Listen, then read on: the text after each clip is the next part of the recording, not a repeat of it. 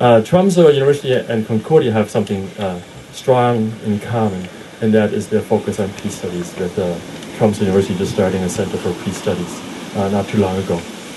So it's my pleasure to ask Curt to join us, and he does refer to himself sometimes as the Dean Consort, but today he's our guest speaker.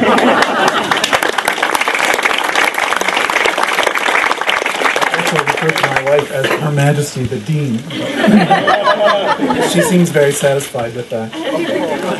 Do you know how many languages you can study here at the Concordia Language Villages? 15. 15, very good. Do you know how many languages there are that are spoken in the world today? Many. Were there any numbers out there? 5,000. 5,000 is getting close. Linguists usually say between 6,000 and 7,000. Do you know how many people there are in the world today? 6 billion. 6 billion. All right, now here's a little math problem for you. If there are about 6,000 languages and about 6 billion people, then how many people on average speak every language? 6 billion divided by 6,000 is a million, that's right. So on average, our situation today on planet Earth is that there are about 6,000 languages with an average of 1 million speakers each. In fact, the situation is very different. In fact, there are about 200 languages that have 1 million speakers. In fact, half of the languages of the world have fewer than 1,000 speakers. Think about what that means. Try to think of a town that you know of that has a population of 1,000 or less. And imagine that that town has its own language. What does that mean for the people who live there?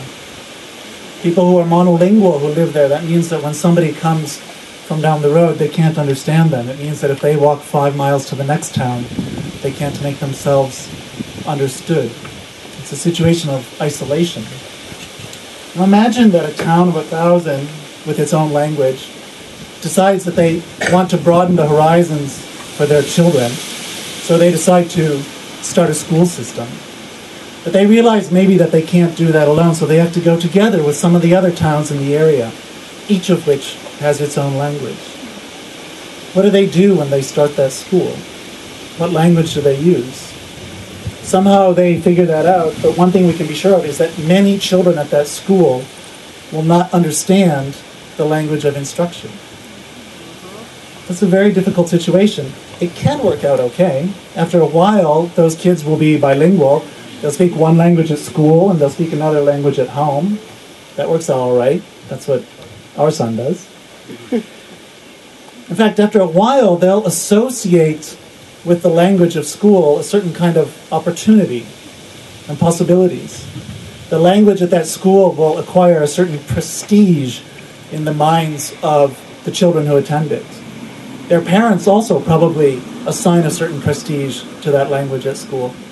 After a while, what happens is that they use the prestige language more and more, and they use their home language less and less.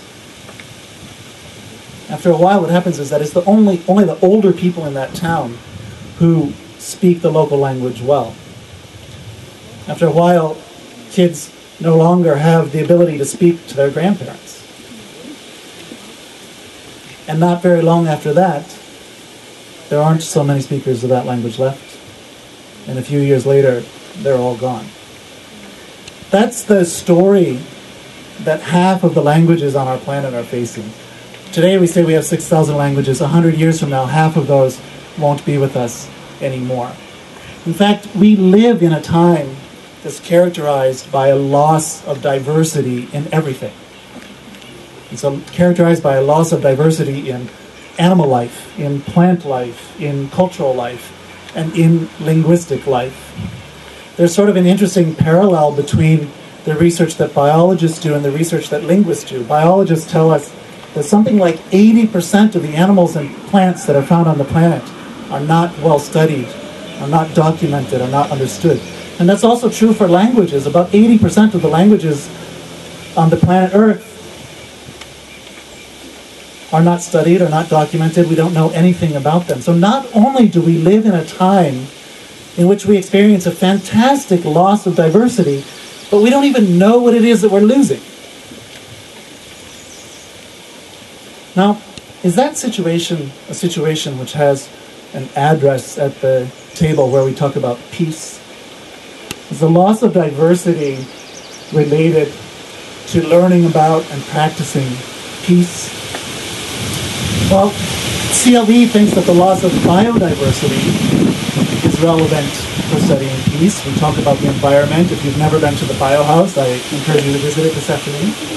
Actually, the Norwegian Nobel Peace Prize Committee thinks that the loss of biodiversity is relevant when we talk about peace. They started giving awards even to environmental activists. Well, what about the loss of language diversity? Does that also have an address at peace? Is this something that we should be thinking about here? What rights, for example, do the speakers of minority languages have?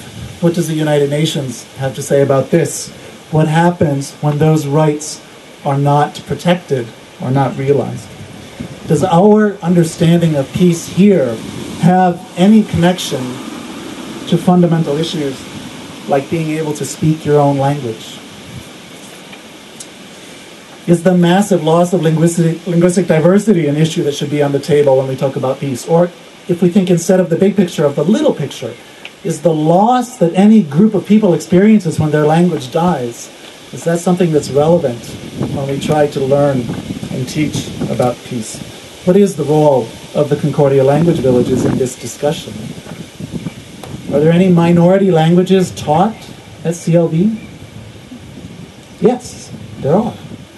Every language that is taught at the Concordia Language Villages is someplace in the world a minority language.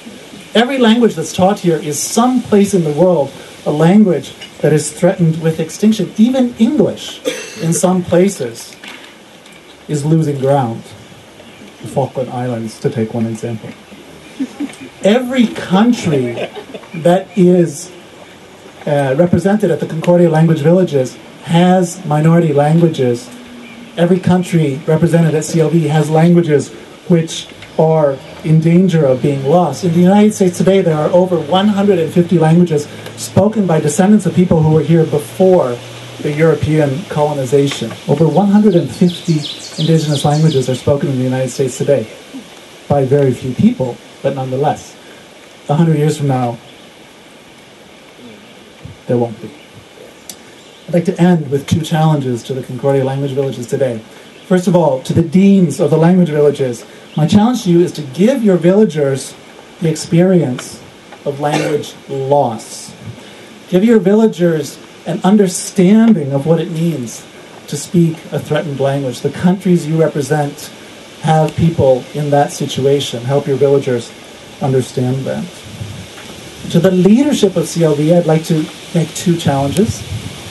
The first of those is to encourage and support the deans as they try to carry out what I just suggested. And the second of those is to think about your role in this context, to think about, for example, what it might mean to act locally. And here's one very brief example. The Concordia Language Villages is located physically in an area which is historically an Ojibwe-speaking area. Now, just last week, the town of Bemidji announced a very interesting initiative where the town is going to work to make the Ojibwe language more visible. Stores, for example, will have signs in English and in Ojibwe.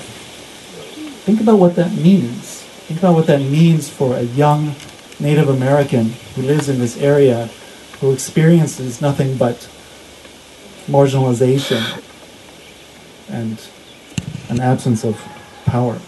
Think about what it means to suddenly have your culture or your language visible in a town like Bemidji. I think the town of Bemidji, with this very simple thing, is making a contribution to linguistic diversity. And I think that the town of Bemidji in this context is making a contribution to the work of peace. Let's be part of that.